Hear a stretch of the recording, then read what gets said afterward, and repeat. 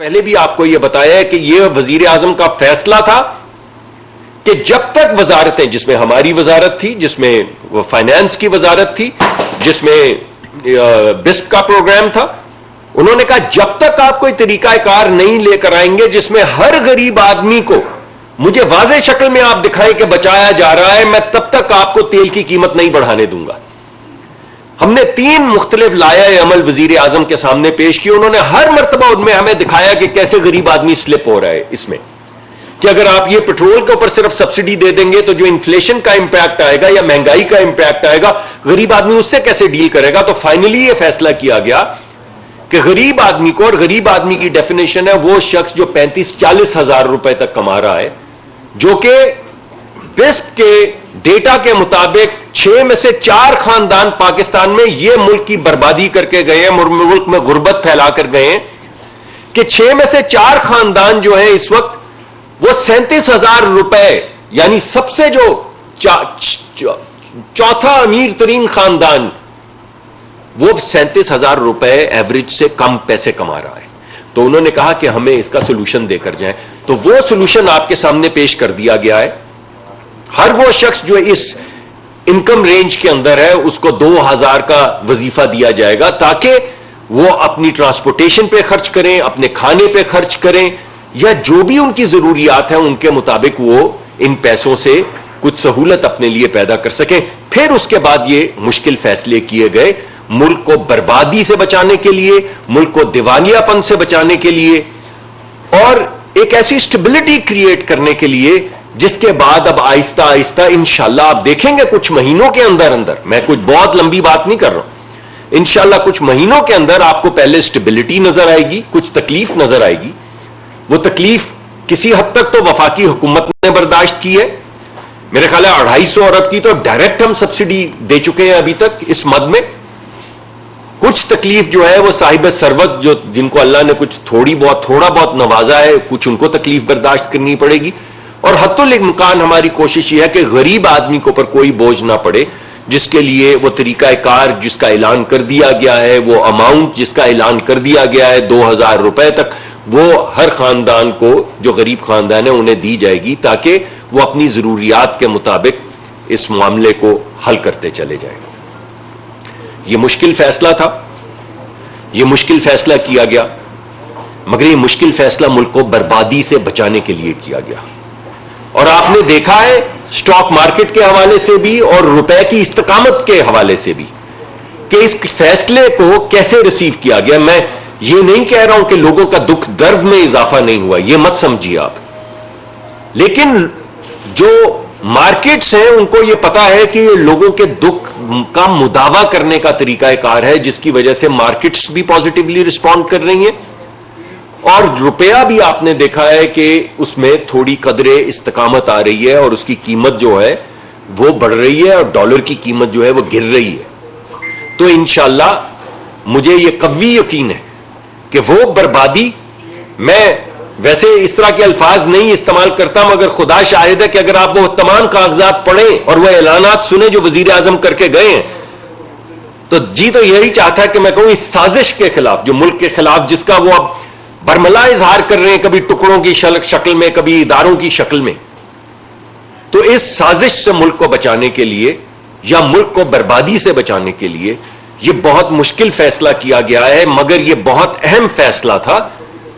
اب اس کے بعد ملک میں استقامت آئے گی، روپے کی قیمت بہتر ہوگی، مارکیٹس جو ہیں ان میں آپ اٹھان دیکھیں گے، اور انشاءاللہ آہستہ آہستہ اگلے کچھ مہینے کی استقامت کے بعد پھر ہم دوبارہ سے وہی منزل جو ہمیشہ جس کی جانب آپ کو پی ایم ایل این لے کر جاتی۔ پی ایم ایل این کا مطلب کیا ہے؟ پی ایم ایل این کا مطلب ہے ترقی، پی ایم ایل این کا مطلب ہے 11-12 ہزار میگا واٹ بجلی، پی ایم ایل این کا مطلب ہے کہ وہ کام جو 3 حکومتیں 10 سال میں نہ کر سکے۔ شاہد خاقان عباسی صاحب بیٹھے ہوئے ہیں، انہوں نے 10 مہینے میں 1.2 بلین کیوبک فٹ کے ری گیسیفیکیشن کے ٹرمینل لگا دیے۔ یہ ہے پی ایم ایل این، اور یہی رہے گی پی ایم ایل این۔ سڑکوں کے بھی جال بچھیں گے، لوگوں کو نوکریاں بھی ملیں گی، غربت میں کمی بھی آئے گی، انفلیشن پہ بھی اللہ تعالیٰ کے کرم سے کنٹرول ہم کریں گے، اور ترقی کی راہ پہ آنے والے 3-4 مہینے کے اس استقامت کے سفر کے بعد ترقی کا سفر آپ کے سامنے آنا شروع ہو جائے گا۔ میں درخواست کروں گا. سوال سر آپ چھوٹا سا سوال یہ ہے کہ جو پچھلی گورنمنٹ تھی انہوں نے پیٹرول 4 سالوں میں 113 سے 49 پر لائے اور آپ لوگوں نے مہنگائی مارچ بھی کی ہے اور سب کے سامنے آپ کی اسٹیٹمنٹس بھی موجود ہیں. آپ 6 دنوں میں 7 دن کو کس طرح جسٹیفائی کریں گے؟ سادہ سا سوال. دیکھیں دنیا میں کوئی ملک نہیں ہے جو قیمت خرید سے کم پہ پیٹرول بیچتا ہو اور پاکستان نے بھی نہیں بیچا. پاکستان نے پچھلی حکومت میں 30 روپے ماہانہ ایک لیوی تھی فیڈرل لیوی اور 17% سیلز ٹیکس تھا. آج نہ لیوی ہے نہ سیلز ٹیکس ہے. آج صرف جو قیمت خرید ہے وہ بھی پوری طرح عوام سے وصول نہیں کی جا رہی. یہ بات ذہن نشین ہونی چاہیے کہ آج جس قیمت پر حکومت پیٹرول انٹرنیشنل مارکیٹ سے خریدتی ہے اس سے کم پیسے پر عوام کو دے رہی ہے. اس کی وجوہات کیا ہیں؟ اس کی بنیادی وجہ آج جو دنیا میں کموڈیٹیز اور خاص طور پر تیل کی جو قیمت ہے یہ بنیادی وجہ یہ ہے. اور دوسری وجہ جو روپے کی قدر میں کمی ہے ڈالر کے مقابلے میں. پیٹرول ڈالروں میں آتا ہے، جب روپیہ کمزور ہوگا اس کی قیمت میں اضافہ ہو جائے گا. اب اس کے اثرات کیا ہیں؟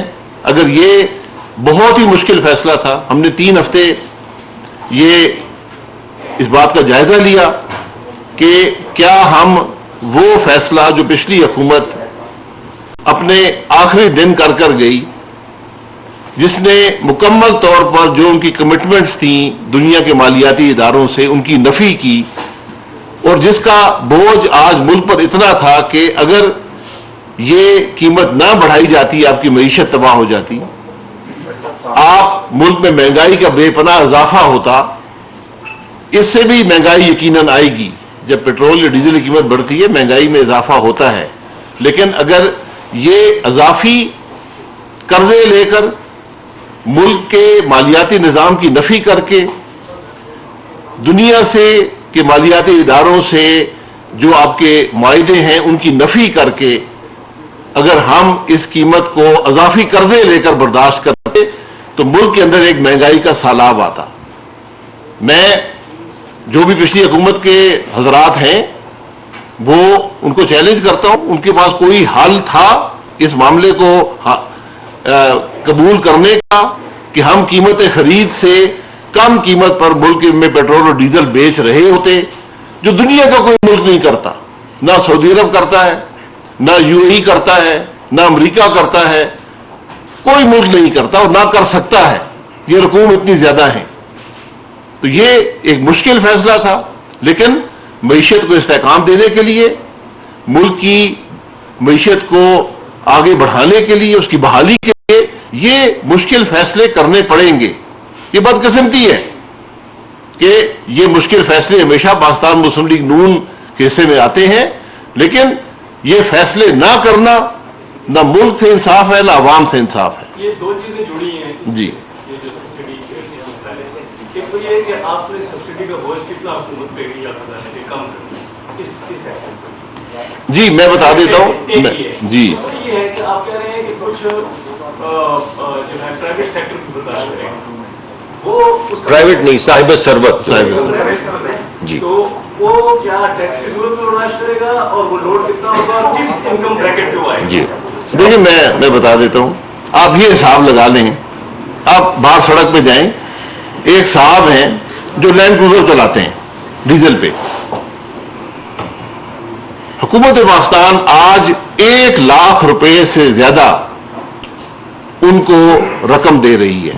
جب وہ پیٹرول ڈالتے ہیں مہینے میں 1 لاکھ روپیہ اس ملک کے غریب عوام کی جیب سے جاتا ہے. اس بات کو یاد رکھیں. سبسڈی کی بات ہوتی ہے، سبسڈی وہ ہوتی ہے جس کو آپ بجٹ میں رکھتے ہیں کہ ہم اپنے بجٹ میں اتنے 100 ارب یا اتنے 1000 ارب رکھیں گے، اس سے عوام کو ایک چیز مثلا آٹا ہو گیا، گھی ہو گیا، پیٹرول ہو گیا، قیمت خرید سے کم میں دیں گے. ہمارے بجٹ میں 1 پیسہ بھی पेट्रोल या डीजल की सब्सिडी में नहीं था, ना कभी हुआ है ना था, बल्कि ये दोनों चीजें हमेशा हमारे लिए आमदन का एक बड़ा जरिया रही हैं। आज एक पैसा भी आमदन जो है वो पेट्रोल या डीजल से नहीं है। आज भी हुकूमत कीमत खरीद से कम में पेट्रोल और डीजल अवाम को दे रही है। ये दुनिया में जो एक सुपर साइकिल है कमोडिटीज का, जो एक महंगाई है तारीखी इस वक्त पेट्रोल और डीजल की, इसको बर्दाश्त हमें करना पड़ेगा।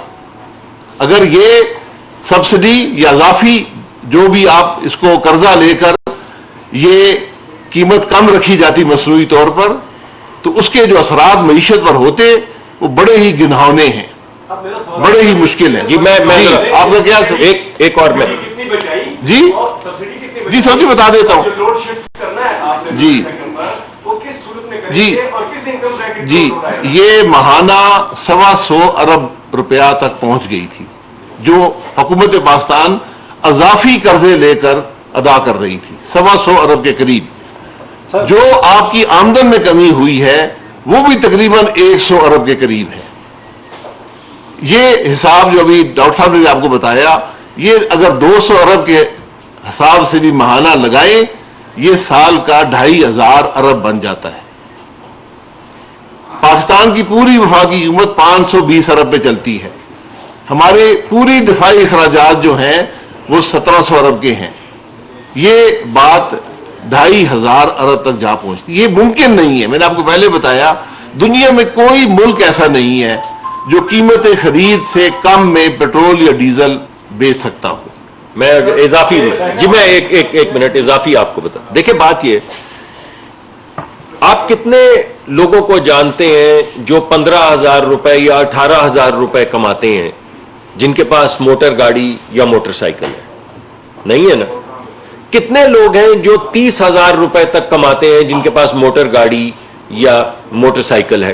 कुछ हैं, मोटरसाइकिल है, गाड़ी किसी के पास नहीं है। जो डेटा हमें प्रेजेंट किया गया उसमें जो लोग 35-36 हजार रुपए तक कमा रहे हैं, उनमें से तकरीबन 17 से 20% लोगों के पास मोटरसाइकिल है।